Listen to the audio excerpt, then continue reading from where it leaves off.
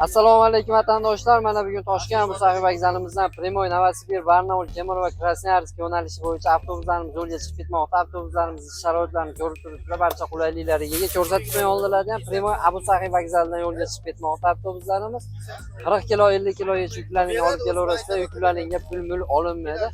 Mijozlarni passatjerlarni qilib joy-joylariga o'tirishdi. Qanaqa ekan avtobus? Yaxshimi? Qayerdan yo'lga chiqilyapti? Musaxidan. Odamlar tavsiya qilsa bo'laveradimi? Muammo bo'lmadimi? Ortiqcha pul olinmadimi aka? Yaxshi aka, qanaqa? Odamlar tavsiya qilsa bo'laveradi aka. Qulayimda keng o'rnashib o'tiribsizlarmi aka? Unaqa torbasmi?